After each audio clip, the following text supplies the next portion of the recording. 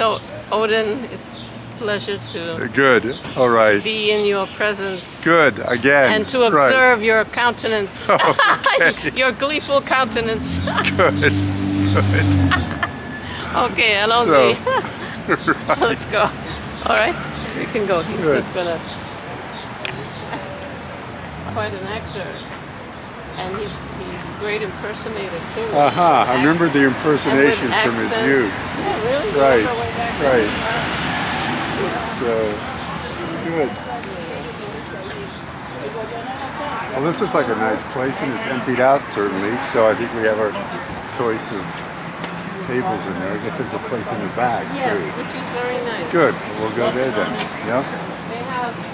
And it's closed for they have an I'll see you on Friday. Yeah, let me know when you're coming out so that I can plan or figure it out. Great.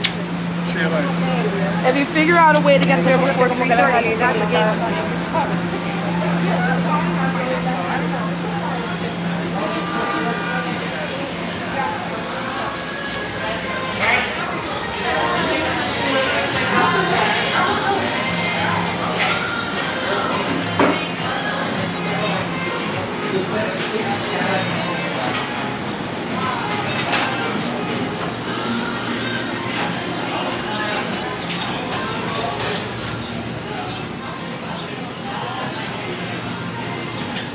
This weather's nice. They, It they is the opened last the few days. enclosure. Sure.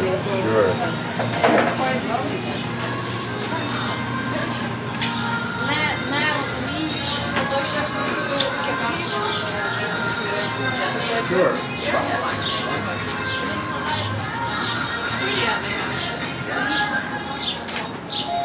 Actually, he's sitting in with all three different shades. Do you want to be in the sun or the shade? No, Does it the matter to shade. you? Well, it doesn't have a back. Maybe that one. Is that all right? You guys are not supposed to sit over here in the shade, but this one doesn't have an umbrella. That's I see. Okay. Do you want to sit here or you want I mean, I think we're here. yeah, Thanks very much. it'll be okay. That's okay. He's very adaptable. Good. I have this just, since my fall. Sure. I can walk without it, but sometimes my balance is a little off, so, Yeah. Yeah. so I just want to make sure. Right.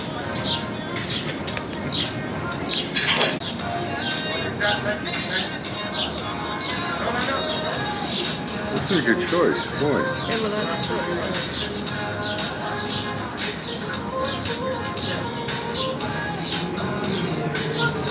Well, you're looking good for somebody who just went through a Yeah, thank fall you. like that. Boy. Thank you. It could have been a lot worse. Yeah. Well, that's the thing with all Well, you these didn't see me things. right after it happened, so I know, But I know. still, I have what I call little glitches. Sure. Like the other day, I was writing the word ST, Spirit Street Yeah. Relation, Yeah. and I wrote the letter 3, just like my dyslexic kids. But I saw it right. I looked at it like a 3. Why did I write a 3? I caught it right away, but that's what I Yeah. wrote because that's what kids Yeah, with, yeah. they reverse. Right. So that's the first time that happened. So that every now and then there's a little, like instead of one thing I say another, and then somebody says, "Why did you say that?" I'm I like, know. Yeah. "Oh, doesn't mean that." Yeah. So anyway, No, I know I was rebuilding a roof with my then brother-in-law, and I had a pry bar, and the thing snapped, and it really just missed. If it had been 2 inches the other way, probably would have slit my throat. So it is, it is interesting That's how, a thought. just one little, you could one turn little your head slip, one way or the other. it goes right. So it Oh, was, God. yeah, no, I know what you mean by. well, Odin, the it- gods were with I you. know, right. Oh, okay. I saw something a couple of weeks ago. If we have time, I could send it to you in an email. Uh-huh. I didn't know April was National Poetry Month. Right. Yeah. You as an English teacher would know that. But so anyway, I got this thing and I go, and the theme, this is what caught me. Paris and music, and I was in Paris for a year, and the music of that time it still touches me. So I saw that I go, there's a poem there. Right. So I've been working it, Oh, fine-tuning it, and I sent it out to some friends. They loved it, and then I have this one friend who he's a poet, he's a dancer, he's an actor, he's he's able to, zero in to get the best. Everybody said wonderful things, and I thought, oh my goodness, I'm so glad it was so well received. But I sent it to him because I know I'll get an analysis, to tweet. So he wanted me to get more visceral, so that when someone reads it, they get this visceral, emotion of how I'm feeling, really get into the feeling. So I redid it, and I was up late last night and had just finished, and then I go in the front room, which is where our documentarian is, and I smell smoke. So I claim being the official sniffer in my house, because when I smell something I think is gas, I go around, I call the superintendent, I check on people. This is something I do, and because I'm a night owl, which is very good to have somebody up at night, And it was worse in the hallway, so I went all up and down the building with this camera documenting. And we found there was smoke coming out on the second floor. You could see the smoke coming under a door or something. Going through the keyholes. Oh wow! Side of the door. Right. So I knocked, and there was no answer. So I called the superintendent. He answered right away, thank God. And this is like 2 o'clock in the morning. Yeah, 2:30. Yeah. 3, whatever, and so the poor fella, he ran out, no shoes was in his on the shorts.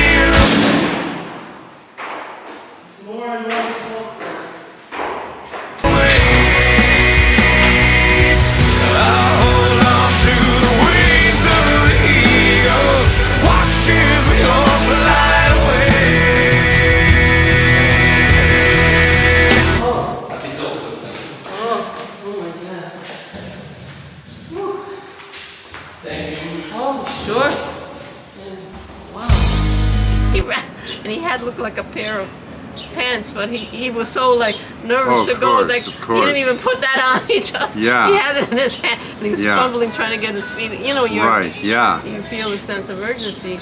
And apparently that apartment was being renovated because people moved out, so there was nobody in there. And when he opened the door, the billowing smoke filled, and that's when other people started peeking out of their apartment, because that smoke was like, whoa! Yeah. And he had this bag, and the smoke was coming from in there, and he ran out and took it outside. Now there should have been the fire was in a bag? It was smoldering smoke. I see. You know what I think? That a worker had a cigarette butt, maybe thought it was out. Right. But when I have like a match or something, I put it under water, I let it soak, But they probably put in there, and then a little ember was probably smoldering over time. Right. Thank you. I think. Do you need some more time? Well, there's something I usually get. I guess I can get that. You have the grilled chicken with the sauteed vegetables and avocado. Yeah, great.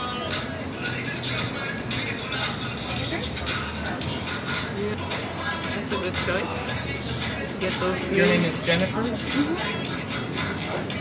you want to add anything to it, or just avocado? Just avocado. And I'll have the chicken breast sandwich and a cup of coffee with lots of milk, please. Oh, coffee, well, You know what I told you about the coffee?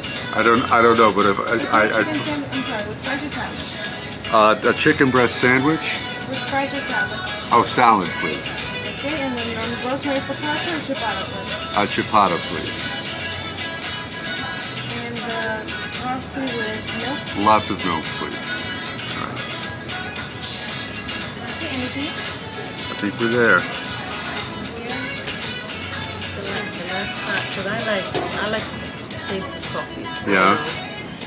It tasted like coffee flavored milk. Like it was so weak. Yeah.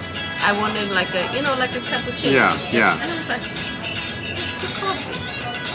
I don't know. I'm funny about my coffee. Oh, here the coffee was here. weak. Oh, ah.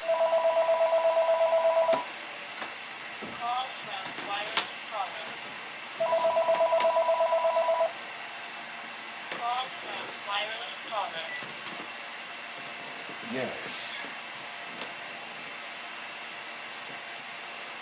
I am Surtur, king of the fire giants.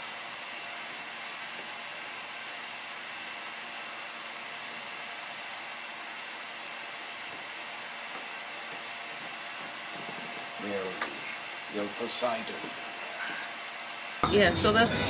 I drink all kinds of coffee. Yeah, I drink, remember, right. was it you who said I'm a coffee slut years Right, ago? that's right. That's you. Right. Odin, it's official. He look at his eyes. Odin is I a drink all coffee. slut. Right. You heard it here. You heard it here. Breaking news. To Odin, the coffee slut. Yes, there we go.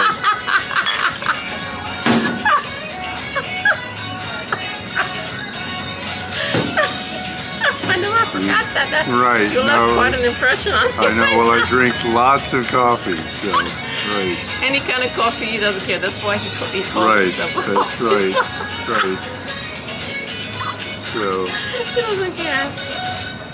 Like a slut doesn't care who they sleep with. He doesn't care where his coffee comes from. Right.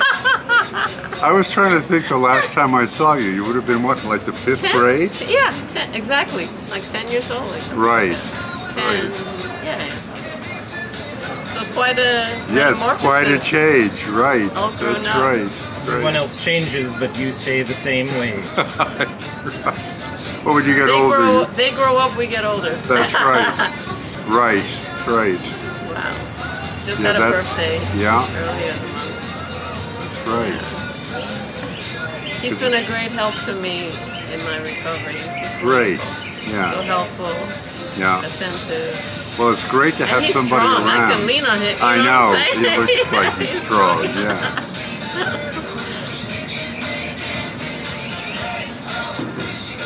Rumor has it that it was Surtur the fire giant working on his sword in that apartment.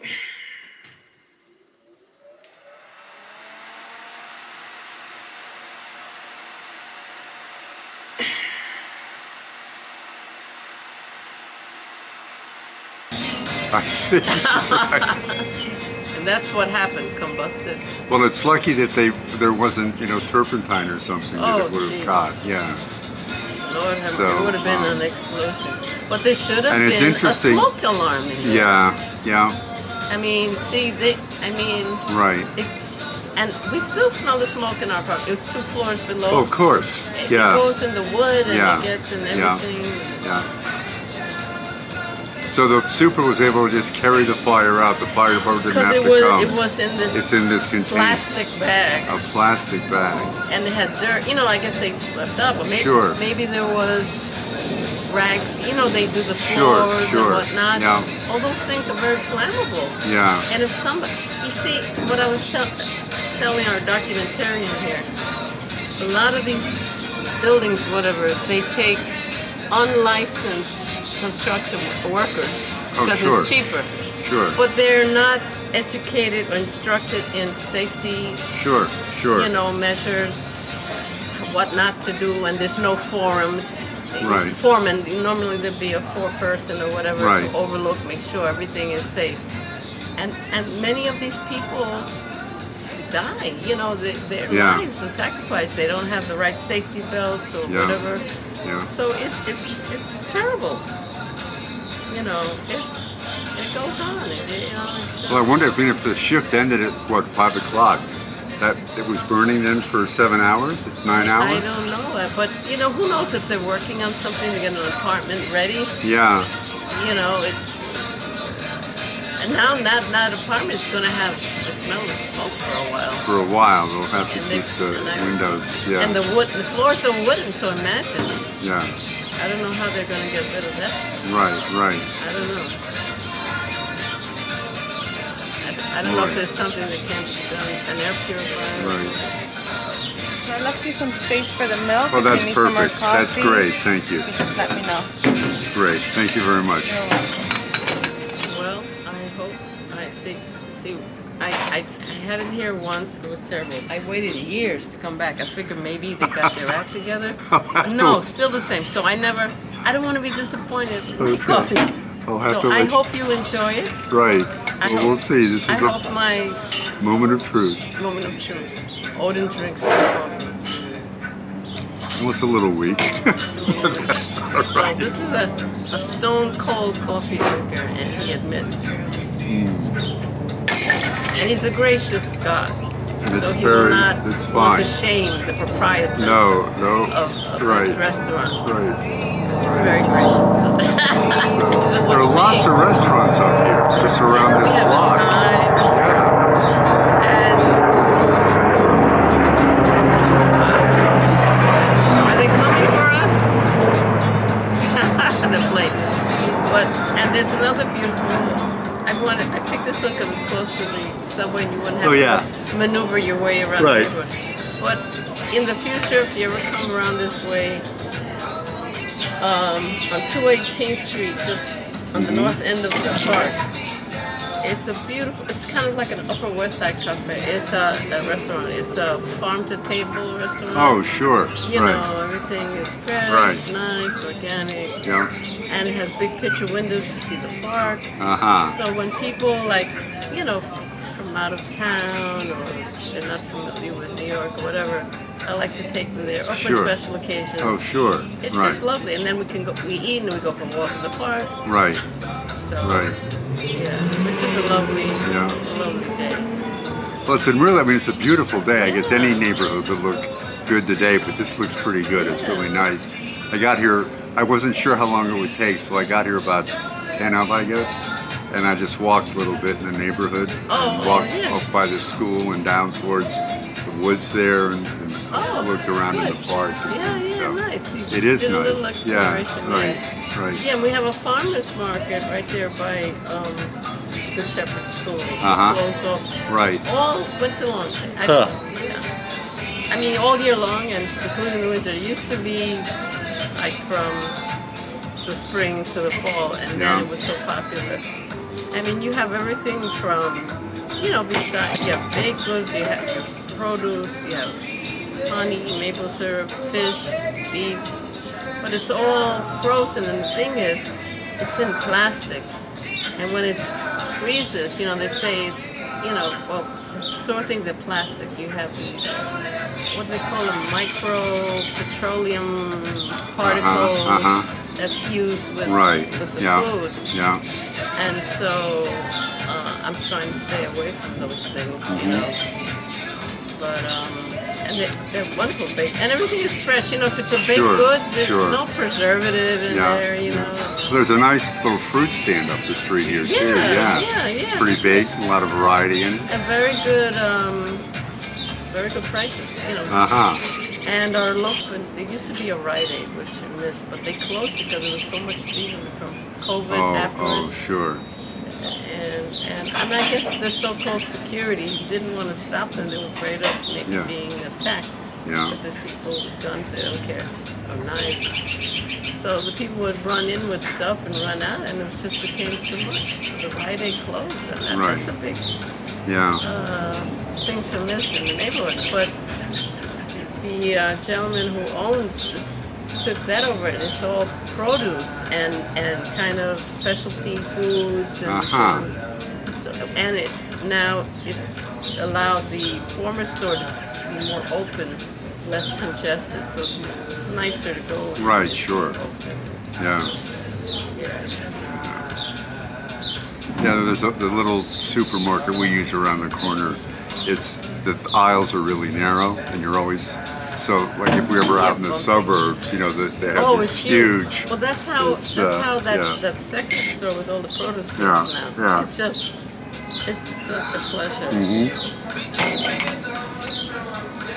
So, You know, they want to take a picture. That artifact on the wall is like a sunburn. Oh no, I guess it's like a sunflower. They have them repeated. These roots on the wall. I guess it's like a right. sunflower kind of thing. Yeah.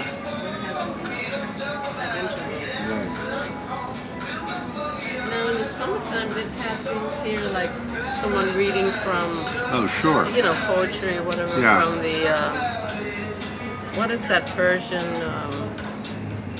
Omar Khayyam? Oh, things like that.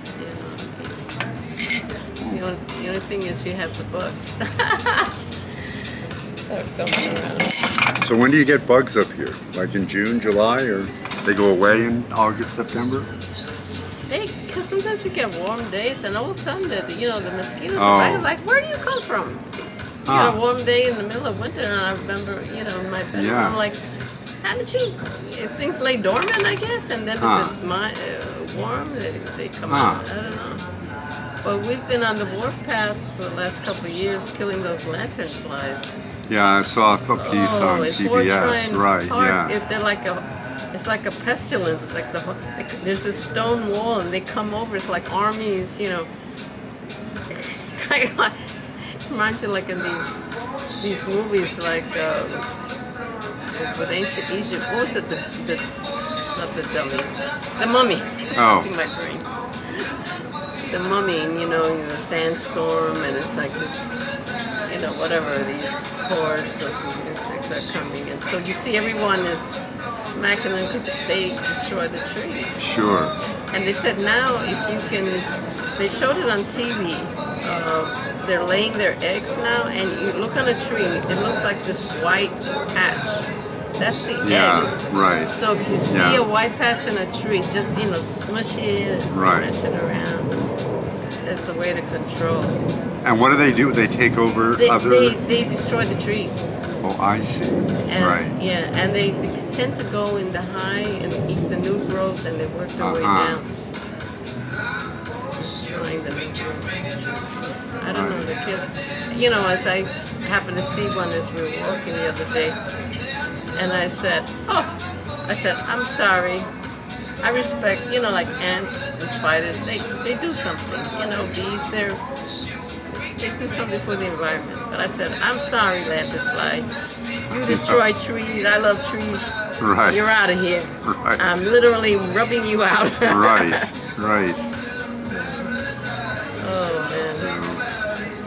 I guess the birds don't eat them, because you think, birds eat insects like why isn't there, I don't know, they eat them or not.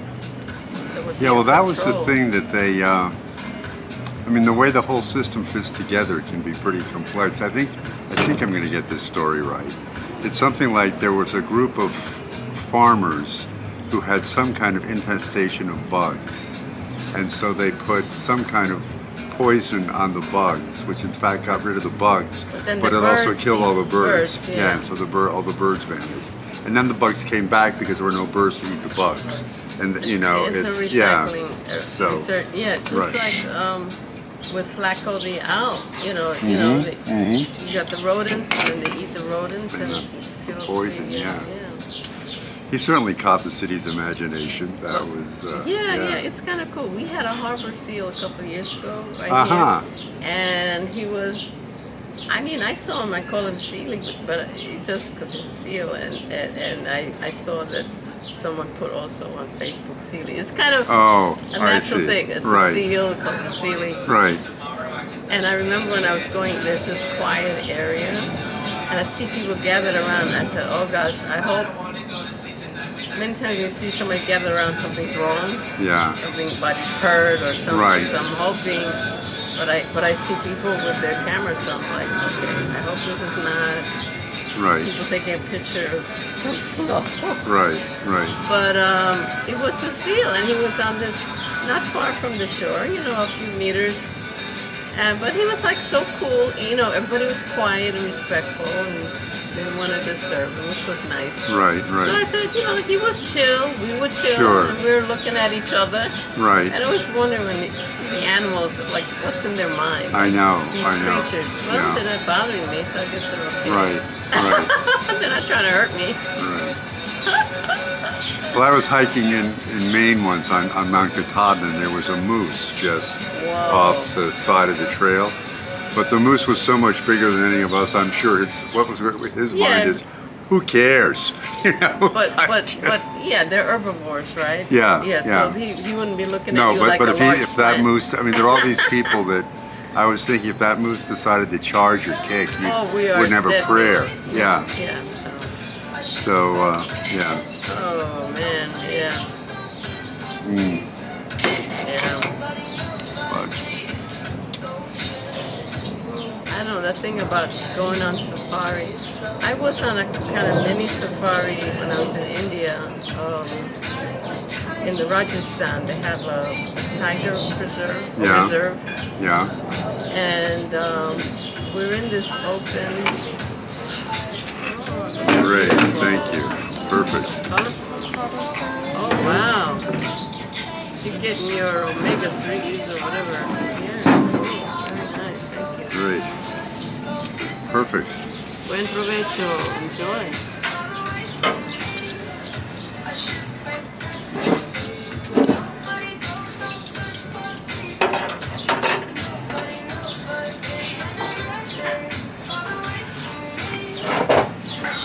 Good. Oh yeah. So what I was saying, we were in these open vehicles. Yeah. So I don't know. The Land Rovers are covered. Yeah. I mean, generally. Yeah. Yeah. Well, they were open, but they're kind of like a Jeep type Yeah, thing yeah. for several people. And you know, it was bumpy, and I don't know. Everybody was able to sit in their seat, but I'm very like if there's a bump, I'm moving, you know, Uh-huh. and I had to hold on for dear life, and then the gentleman leading it, he goes, I hear something. And, you know, and then let's go. Oh, he gets on the walkie-talkie. There's a spotting of the tiger, so everybody get in. And I said, I'm thinking this is an open vehicle, and we're going close to tigers. Should we be doing this? But I guess this man knows what he's doing. Okay. I'm like, But you know, they were resting. It was the afternoon, and they were resting.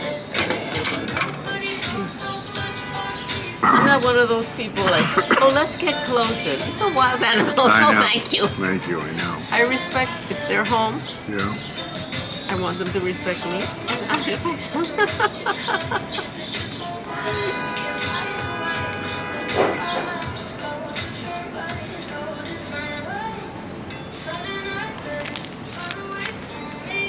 I have to chuck it, I think.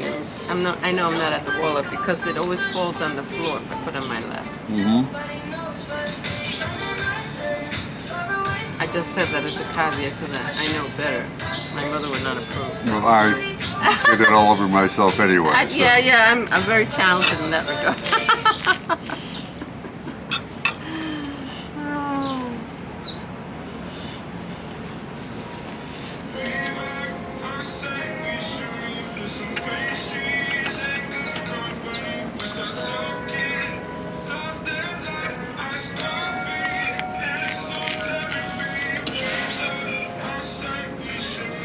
So did West Side lose its building? Yeah. You heard about that? I saw something in the paper, you know. Oh, yeah. Some other school took it over, right? Yeah. But you know what probably it was? They have low attendance, probably. I would imagine. Yeah. So where is West So Side now they're on the east side. Uh-huh. So are they going to change the name of the school? On the east side.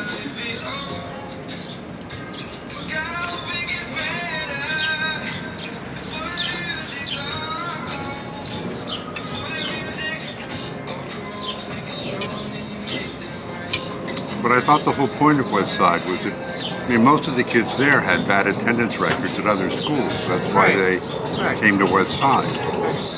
So you can't really hold them responsible for bad attendance, I would think, since that's who you purposely enrolled. Yeah, that's a good point, right?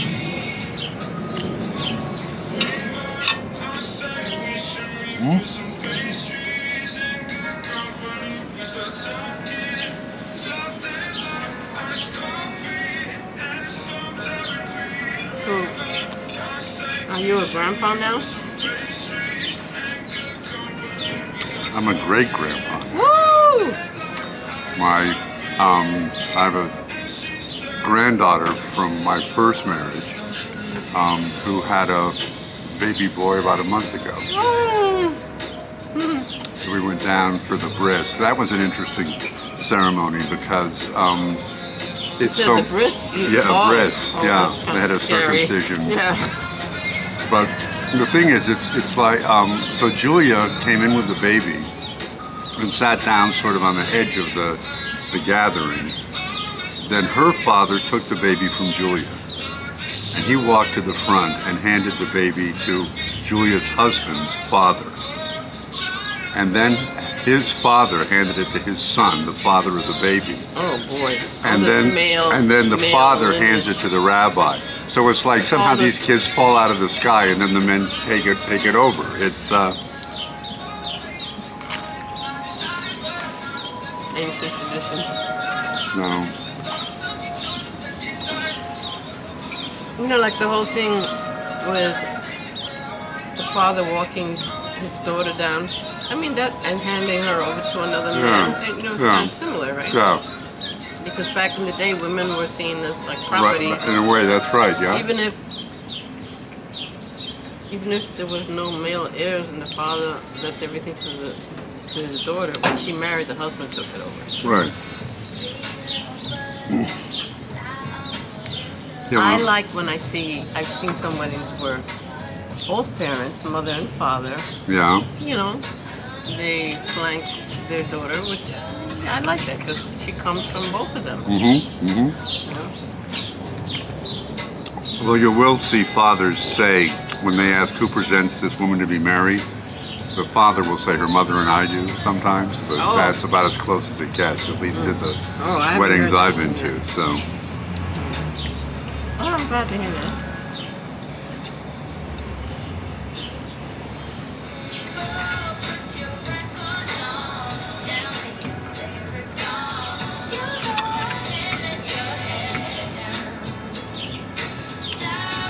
So how are you, Odin, how are you doing with your packing, you're changing your domicile? well, we have an apartment full of boxes right now, and we're loading boxes madly. We had a phone conversation with an attorney this morning because we're finally, I mean, Chris and I have been together since 1995 and married since sometime in there. But we're only now really, straightening out our finances. Oh. So we're getting, this new house is going to be in a trust. For And the kids? yeah, and then we're getting wills redone and stuff like that. So it's all, That's good. and the nice thing is the attorney that's handling the purchase for us could handle everything up, and he's based in Beacon, and he'll do the purchase, he'll do the will, he'll do the trust. It's all just one piece, and we'll get it all basically One stop done. shopping. Yeah.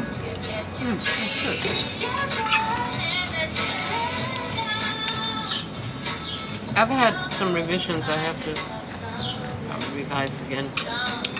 Well, that's My just, first will was I did after my divorce, and I took a trip to Greece for a month. I wanted to make sure, my daughter was protected and had what she needed.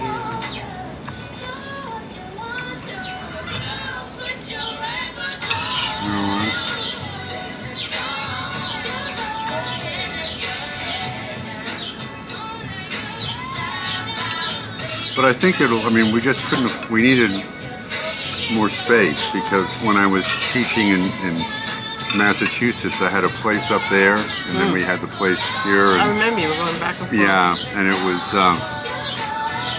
and so now I've got, I have most of the books I need are around, but there's always that moment when when I'm trying to write something and I can't find the book that I know it's in, because it's in storage somewhere. So, yeah. So this way we'll get, it's amazing when you get out of the city how much more space you can get. So that's what we basically decided to do.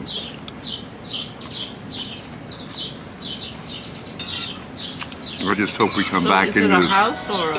It's a townhouse. So there's a company called Toll Brothers, and they built these.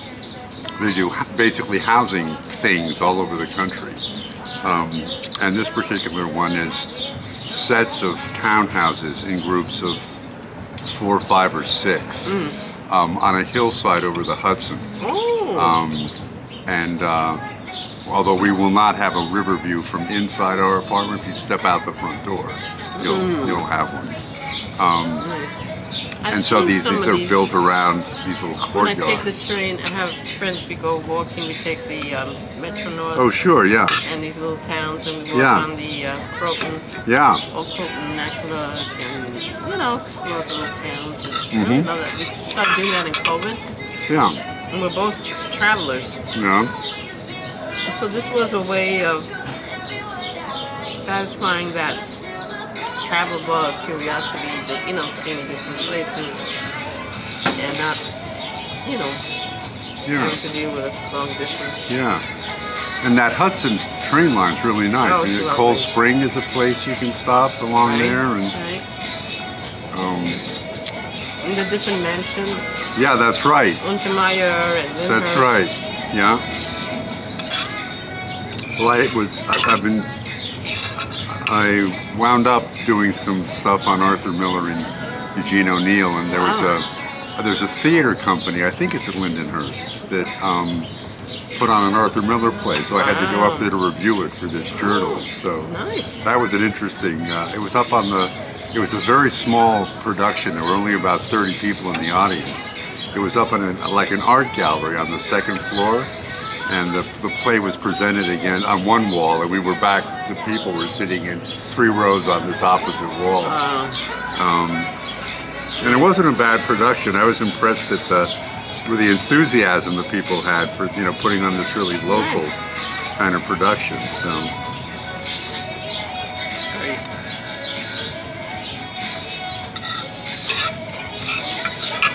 A lot of arts programming here, last night, and it was.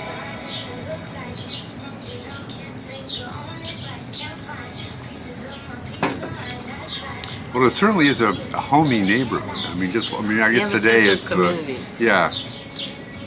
That's what I like.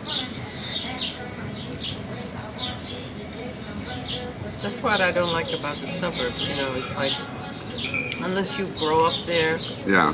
And you went to school with people, and maybe you go to a house of worship or some kind of sports team or some activity that's community-based, group thing. You're isolated, Well, I think you make friends through your kids, parents of your kids, in school. Right. But if you don't have that, then what do you break in? What institution you use to break in? You go to a golf club. Yeah, or right. Some kind of, community garden or something. So,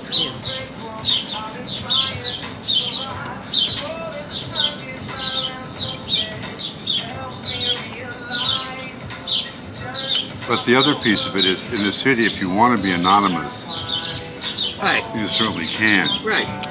And what I worry about is this place we're moving to is that option may not be available. There may be more demands to be part of some kind of community. And it depends on who else is in the community. But yeah.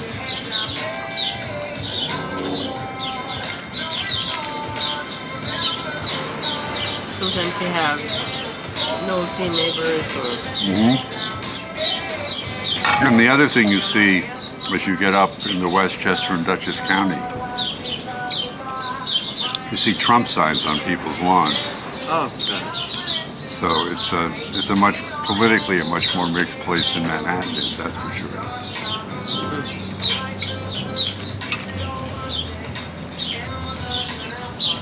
The suburban mortals may find out about your past. I know. Just wanted more space for all his unlimited knowledge he's collecting. They're finding out about your past as the god of war. That's when I might use the God of War. Right. Exercise my Second Amendment rights.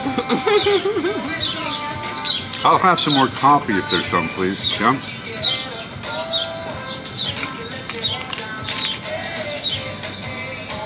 I always appreciate when the server comes back to kind Oh. of do. No? The thing is, sometimes they come back and you just got the food. You don't have a chance to taste Right. something, and then they forget about you.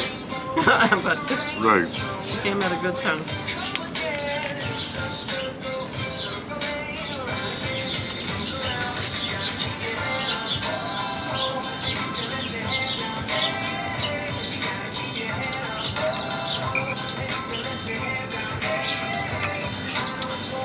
Right, thank you. Good, perfect, thanks.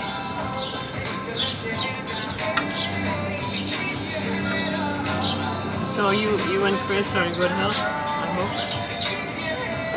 Yeah, basically. I mean,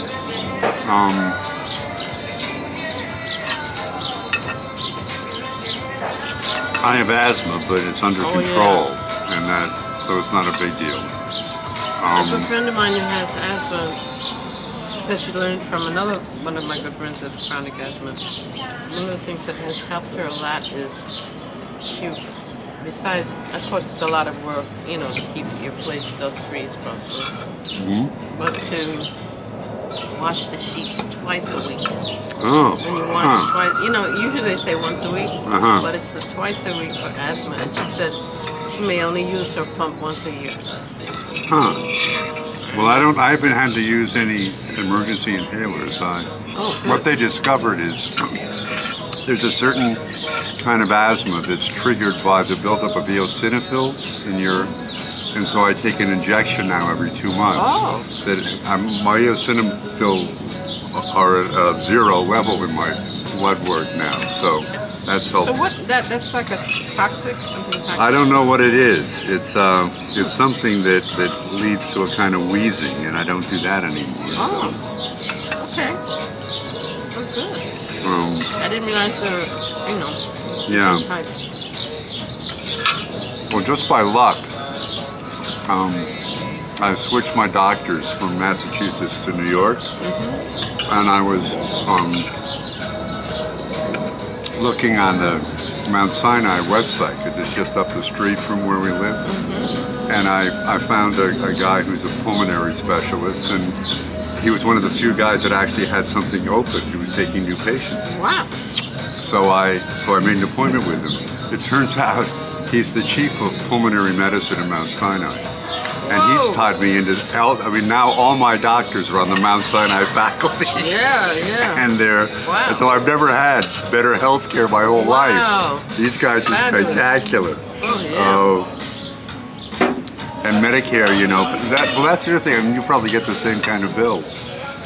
Somebody will say you need a CAT scan or something, and the bill will come in and it'll be like $3,000. And then you look at what Medicare paid; they paid like $700.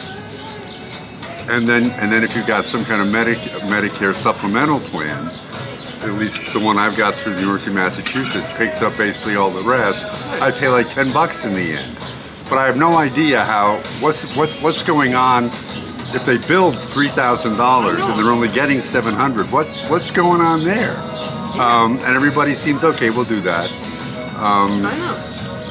I guess for them, there's volume, but still, it seems such a discrepancy. Yeah. And for my scans, I don't pay anything. Yeah. But for my specialist, I pay $30. It has gone up over the Sure. years. It's Yeah. 10 to 20 now. So, Right. I mean, I don't mind that. Yeah. Well, Chris's eldest son's wife is a neurologist at Northwell up in Westchester. And talking to Nisali, it's almost like being a lawyer. I mean, she's a revenue source, and she's got to bill hours. She's got to bill time. So they don't want her, lingering with people. They want you grinding people through, and and it's and much of her life is run. I don't know if this guy's a doctor or not, but it basically is run by an accountant. Somebody is tracking the time. I mean, how much money are you? And she'll do stuff like, there are people with really good insurance who have nothing better to do than try to hang out with the doctor, and so she'll bring them in and bill them the most she can, and then somebody else who comes in and really needs, something she'll spend more time with and cut down on the billing. But she's very aware of having to generate income. Oh, yeah. Generate revenue for the hospital. Yeah.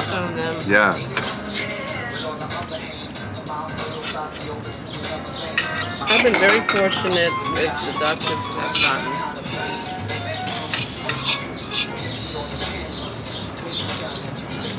My daughter has had some issues with her eyes. She's had 3 eye surgeries and needs a 4th one.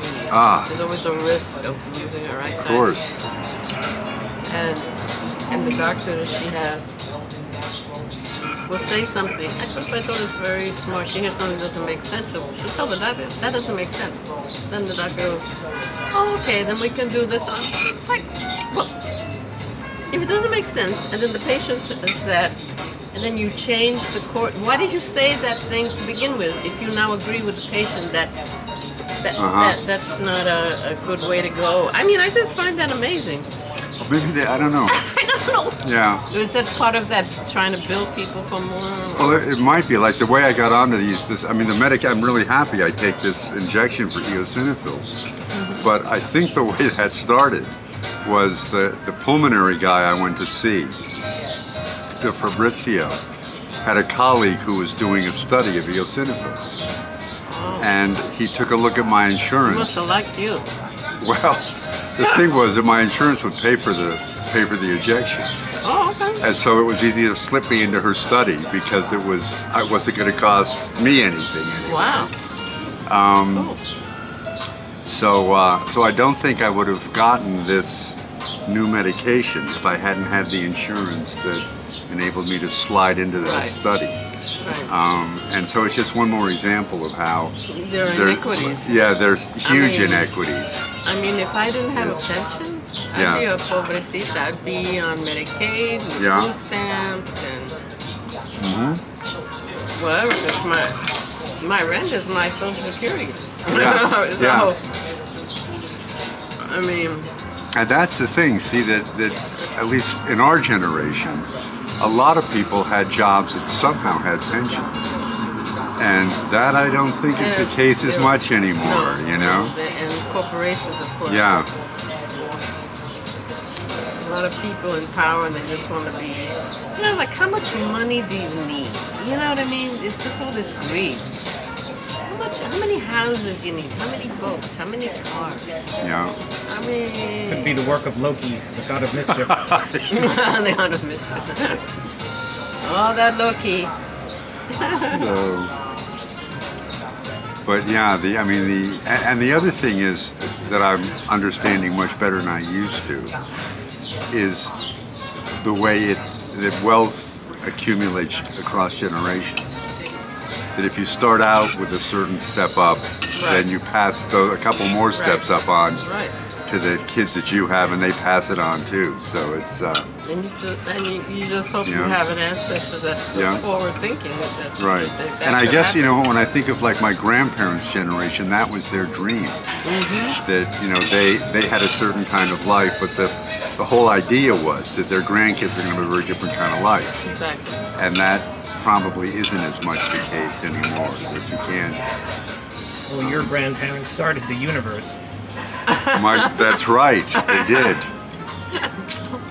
Yeah. Your personal universe. Right. But see, but now I'm out of my depth here because if we were doing Zeus, then I know who he had to fight to take over the universe. So. You could have good conversations with this young man here. Because I wanted to make videos about characters that fight, and gods are powerful, they're beautiful, see. they heal, they're creative, smart. Right. And Marvel Comics has made a fortune with films about people like Loki. So, right. And Somebody- you know, and his scenarios are about good versus evil, social justice. I love one of his scenes, and he has costumes, and he changes his voice and his whole affect, and I mean so completely. It's just, but there's one scene where he's. I'm set anyway. Thank you. Yeah. I could just need, you have even an aluminum foil, because I don't need a whole big box just to wrap that. Is it small? You don't have aluminum foil? I can't imagine. Yeah, because all I need is to wrap. I hate, giving me Sure. plastic to deal with. And, anyway, so, I love the one where the flight above the 6th floor, which has like a little balcony that leads to the roof. Yeah. So he uses that balcony, so the shot is from below. And there is Zeus. And he's looking down on Earth. And he's pondering, they sure have made a mess of things. Right. What Right. should I do? Perfect. Thank you, my love. Thank you, darling. And should I just let them to their own devices, or should I just destroy them all and start over again? I know. I All know. these existential questions. I love it. This is a deep guy over here. Deep guy. Well, it is amazing when people can play multiple characters. There's a long. Eugene O'Neill wrote this play called Strange Interlude. That I Strange think what? Strange Interlude. Strange. It has 9 acts. It goes on for like, 9 I don't know, 4 hours or something Oh more than my that. goodness. And I saw a production in Brooklyn where one guy did every role. And he was amazing. Wow. You really had, after a while, you could just tell by as he was switching his body language. Yeah, you knew You could tell who he was going to change. be, where it was amazing how the I characters see switched. This gentleman here. Yeah. This crack addiction. Mm-hmm. Freaking crackhead on steroids. Huh. Right, right. Funny guy. We need laughter in this world. Yes. This world of tears. Yeah. Tears and struggle. We need more laughter. Huh.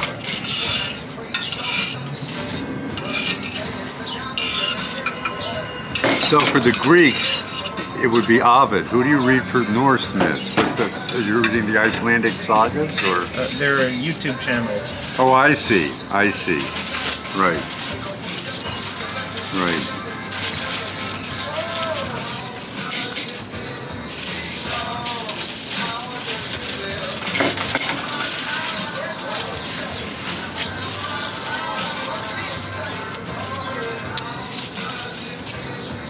Oh, wow, look, it's funny how it's so reflective Sure. on you. Right.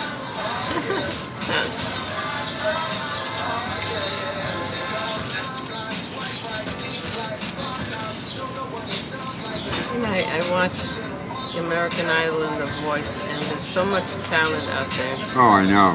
Yeah. And I see people on these shows, and I watch late night TV, and they have usually at the end they'll have some performance. And a lot of them on the late night, I don't care for them, but all these people who are on these shows trying to make it, they're far superior than I what know. I see. And I know. How do those people get a gig? And Right. so I'm Yeah. hoping that it's a venue that people Sure. see them and go. Sure. I just find it No. amazing when I find someone who's mediocre and they're on a late night show. How do they get? Now, some of the best plays I've seen have been in regional theaters, and they're the best production I've ever seen of Arthur Miller's Death of a Salesman was at a theater in Boston. This guy really, really nailed it. It's funny, that was the word that came to my nailed it when you said it. Willie Loman. Right, yeah.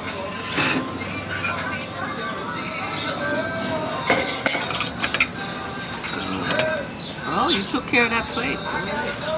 Oh, Father. Would you ever fight fair with a stranger in the jungle? Oh, right. That's right. Ben comes in, right? Oh, the guy that supposedly is Willie's brother, but it's not clear what is this, whether he's some kind of fantasy of capitalism for Willie, but he comes in and fights with Biff and says, so never fight fair in the jungle, right? Never fight fair with a stranger in the jungle. Right, you never come out of the jungle, right, if you fight fair with the stranger, so, yeah. So would you have read that in high school or in college? Do you remember when you first read that play? I saw the movie. Oh, you saw the movie, I see, right. Because I was trying to think of when I first bumped into stuff, and I can't. I'm sure I knew of Arthur. I think I read Death of a Salesman in high school. I mean, that'd be taught in high school, right? Maybe. Maybe, yeah. You know, there's certain things when I saw a lack of. Well, I hope things have changed now. I don't know, but I don't have too much faith in the educational system. But it seems like teachers pick certain books and like they never. It's good you have your classics or whatever you want the young people to know, but they're contemporary people and from different cultures. Bring those in, Yeah. I mean, I remember I'm in high school. In high school, you learn so much about European history. When I go to college and then there's European history again, I go, there's a big world out there. Mm-hmm. So I just went on my own. I was so upset. Yeah. I want to, so I did my own study and research. Well, when I think back on West Side, one of the things that I think I finally came to understand is that one of the differences between us, in a place where you were much shrewder than I was that you taught people. I taught books. I was teaching a book and you had to join me in my discussion of the book. Where I think you had a much better sense of, anybody could have been in the room as far as I was concerned. I was teaching the book. Yeah. And I think you were much more aware of who's in the room and what am I doing with this kid, with that kid, with this kid. Yeah. That's because, it's all about getting the hook for them to be interested in. And if they can't identify, if you have a kid and he lives in a war-torn neighborhood, gangs and, drugs and all kind of madness, abuse going on, comes to school all messed up and you want him to learn about, the Han Dynasty, Right. And he's traumatized already from his Sure, life. sure. So how do you, so I used to say things like, I remember when I was teaching this one special ed class and it was the time of Reagan and Gaddafi. Oh, yeah. And I got a kick out of Gaddafi calling Reagan the old man. Because in a way, that's not the worst thing he could have called him. Right. Thank you. And not the worst thing he could have called him. But, Reagan and all the media were calling him Mad Dog. See, even though I didn't like Gaddafi, he was a dictator, but I always felt that you are still the leader of that country. And to put a pejorative as if it's in stone together, like that's your name, Mad Dog Gaddafi. Like if you're a rapper, you may want that name. Yeah. It's cool and tough and rough. You're still a head of state. I just feel, I'm into decorum somehow. Like you don't stoop to some low level, and like your kids in high school calling each other names. You know what I mean? Sure. That's what it seemed like. Yeah, so much of that. Name calling. Yeah. Straight out of Asgard. Instead of straight out of Compton, straight out of Asgard. Yeah, I'm straight out of Asgard. But anyway, but so anyway, so when the kids they were hearing this stuff on the news, and we were talking about it, and they were mimicking what the media, the pejoratives, the media was saying about Gaddafi. So I said, well, we got F him up because he attacked us. I said, but look at it this way. if you had a house and you had a fence, there was somebody just on the other side of the fence, and they had a weapon, and they kept staring at your home, going up, going down, what would you do? Oh, I'd take them out. I would, Right, sure. because I know they were, because the best offense is the defense. What is it? The best defense is an offense, right? So, and that's what Reagan did. They're just in international waters, what is it, 12 miles out or whatever, with a warship. So what is Gaddafi going to do? He knows it's there for a reason to do something, so they attack. And then we can say, then the government can say, oh, America's under attack. So, but then when Reagan had the capital city bombed, I could not believe. You bomb a capital city? Yeah. With so many people, millions of people. It's not a military outpost. I couldn't believe it. I said, yet that man was so venerated. And the whole Iran-Contra thing, and he got away with murder. Doing all kinds of illegal stuff. When he was president, so venerated.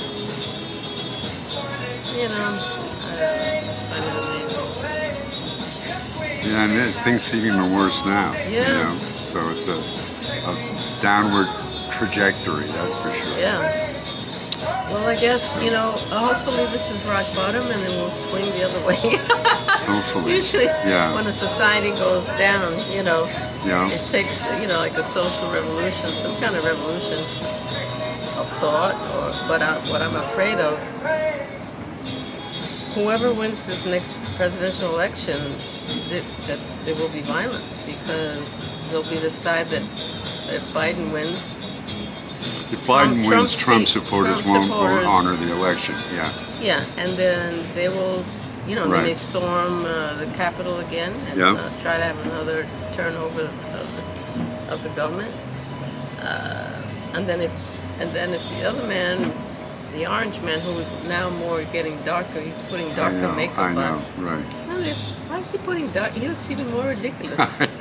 He was the orange man, and now he's, bronze. The deep orange man. Yeah, bronze. I'm thinking, is he subliminally trying to appeal to people of color? I'm wondering. Like how, because he's so into image. Yeah. And what you project, like advertising. Right. Like, I'm one of you. Look, I'm darker. I don't know. Who knows? That mind. Who knows? I mean, that brain. Yeah. He's onto himself. He's a specimen, a unique specimen. I don't know. He's just, and it's like, I thought when he was president he had some neurological issues. Yeah. And now it's even more pronounced. Yeah, sure. Yeah. He's talking and he's just kind of not saying any words that are. I know. It just sort of runs, and it's just saying sounds like, what was that? What? Yeah. And no one said, of course, no one on his side says anything. Right. Well, the thing, when Chris and I went to the north end of Central Park to watch the eclipse. Oh, yeah.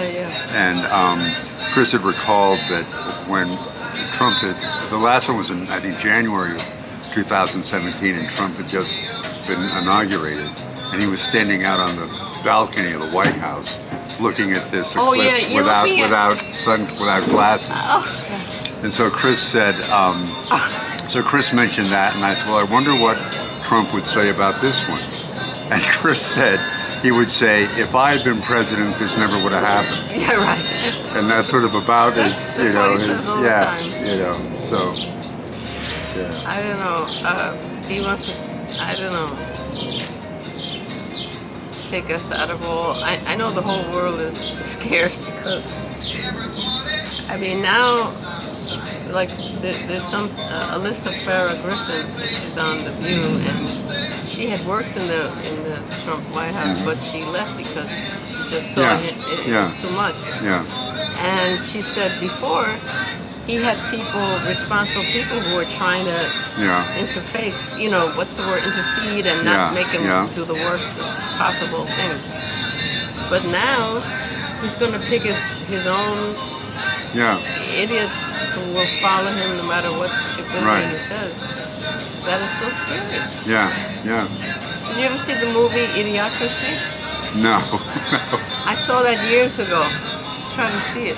Maybe Miss Lydia has it on Netflix, or you can see it on Netflix. I have the DVD. You have the DVD of it? Yeah. We saw this years ago, and I said, you know what? It was a forewarning, a foreshadowing. If we don't change our ways, this is what can happen. It's a downward spiral. Now we're seeing, people of intelligence. It's what you say to be popular, not what makes sense or what is good sense. I don't know. It's a scary world. Well, it's always been that way.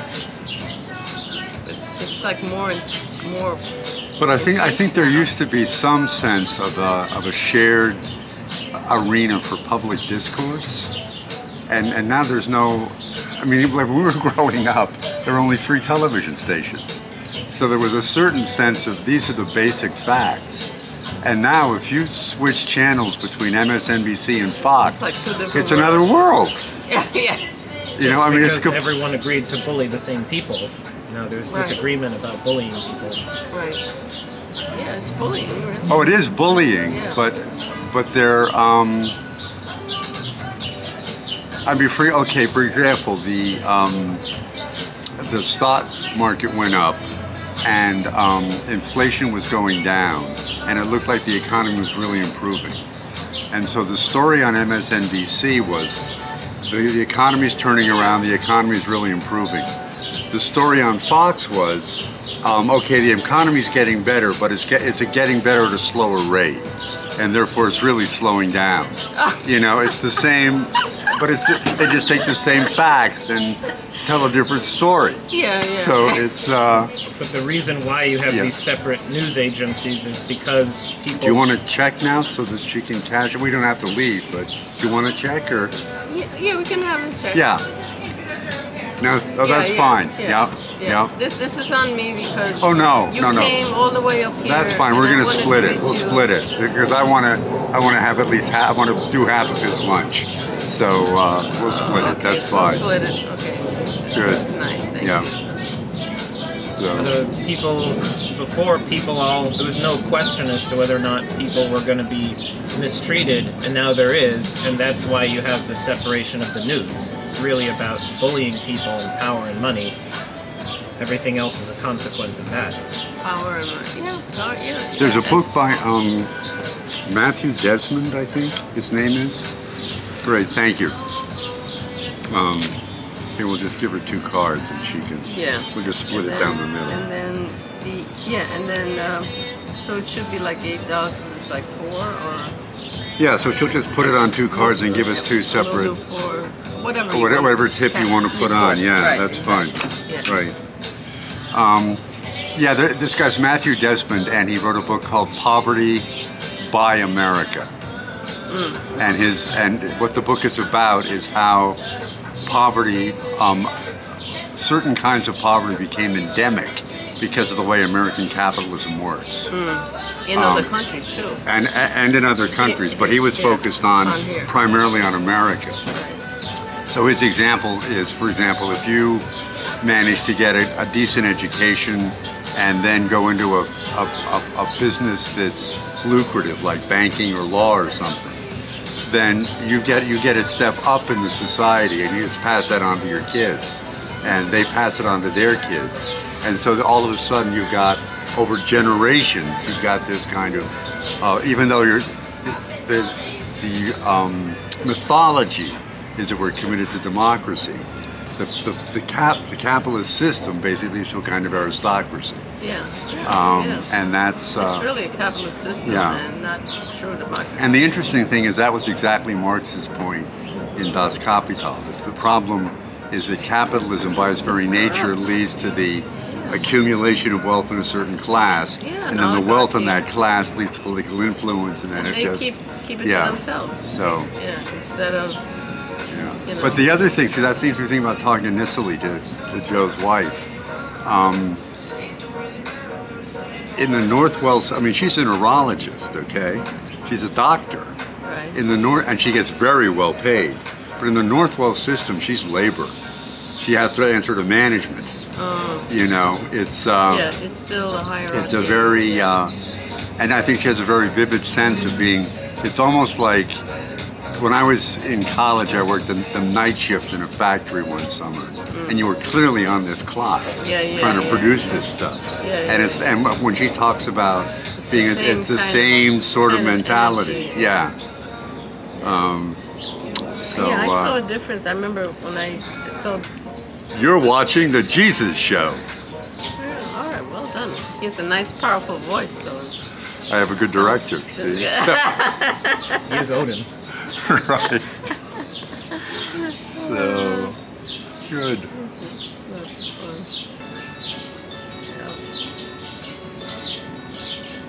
Well, it's hard to do. When I was early on, I was working for Reader's Digest, actually.